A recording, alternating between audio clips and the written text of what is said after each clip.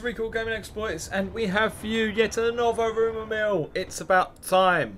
Now, this is actually a second parter in a way of a really old Rumour mill that I did way back when called Why VR Will Fail. Yes, I did actually make a video called Why VR Will Fail. If you haven't seen it yet, it was quite a few months ago. It's back when I first got the PC and everything, so it's nearly a year ago now that I made this video, I think. And yeah, I gave my reasons as to why VR will fail. I still stand by those reasons as to why I think that there is a possibility that VR will fail. And now I've actually tried the Oculus Rift, so I'm going to give my opinions as to why VR will succeed. Now, I tested out the Oculus Rift version 1 dev kit. So this was back before they had HD screen and stuff. So it's not the best example of how VR works and what it's capable of now, especially as they now have some head tracking system where you can actually lean forward, stand up and move around the place. Whereas this one was just, you're a fixed camera. In a way, it felt like it gave you a third analog stick.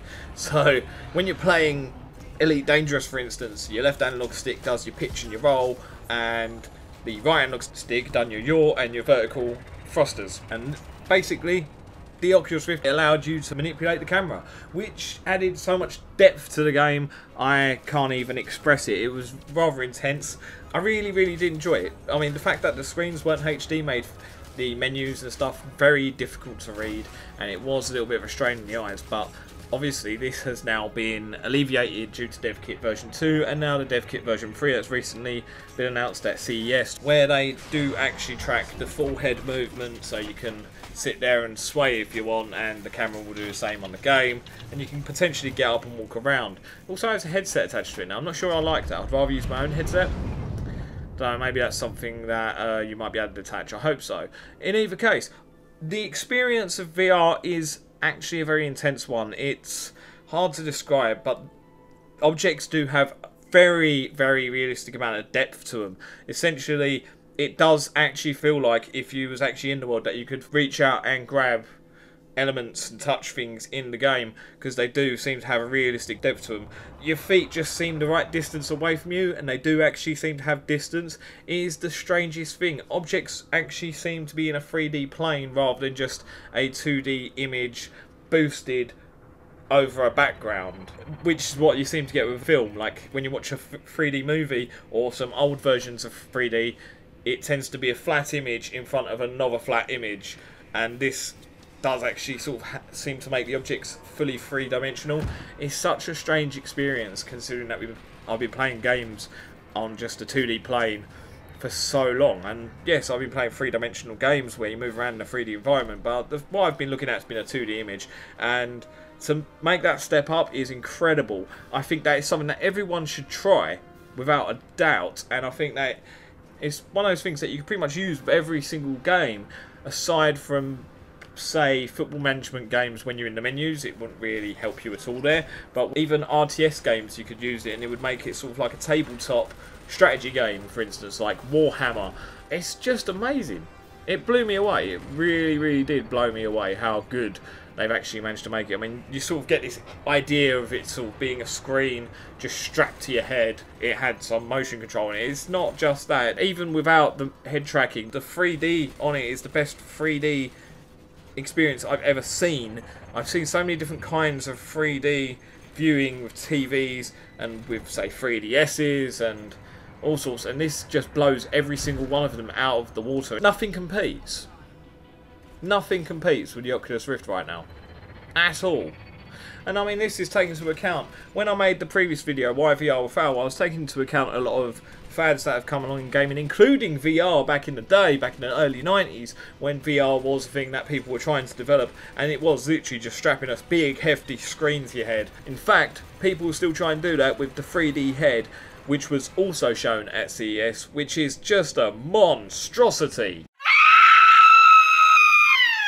Of course, motion control as well with the Kinect and the Wii and the PS Move and other various kinds of motion control that got released and just flopped instantaneously. And even augmented reality, all these fads, touchscreens even, that have came and gone, that were trying to revolutionise the core AAA gaming market and just haven't. The last time we really had a massive evolution in the AAA gaming market was when they came out with a second analog stick on the DualShock 1 controller for the PS1. That's right, we've had analog sticks, dual analog sticks for that long. I had it on the PS1 with, I think I got it with Gran Turismo, the first Gran Turismo game, or was it the second? One of the two. Either way, I remember playing Crash Bandicoot 2 with a DualShock controller and it being fully compatible. And that was the last time we had a real big innovation in the way we control games. And I think that VR is the next step, so long as it succeeds in sales.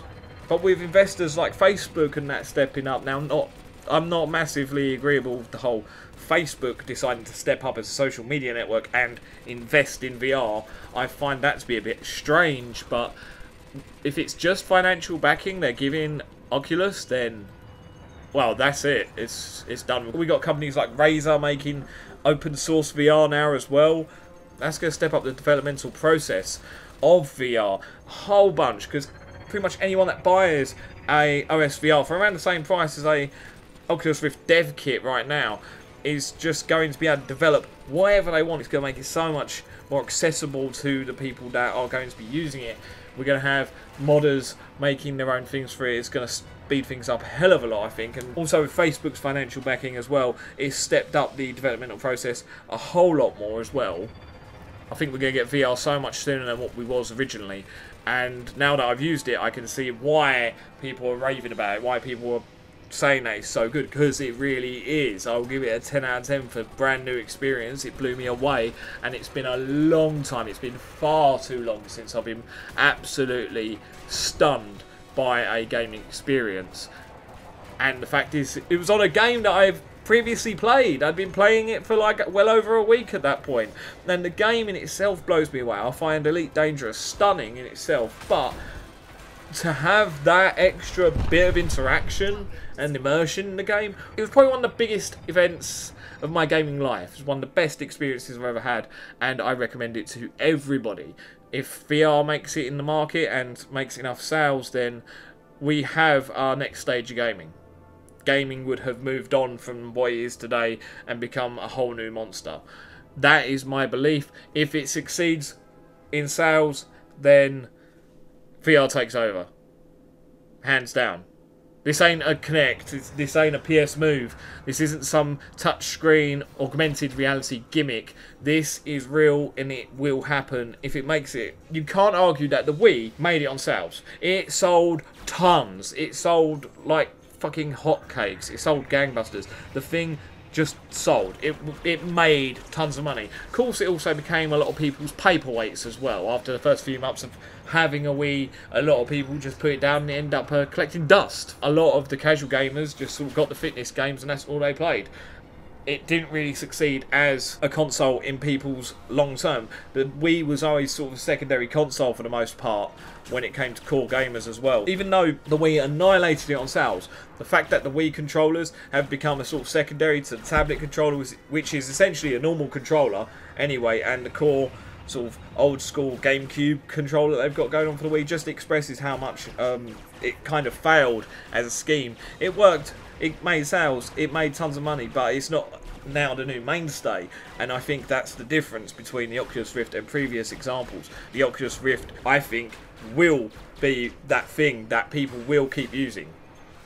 It's not something that people are going to be interested in for a couple of years or a few months and then get bored with. This is something that people are going to want to use with as many games as possible.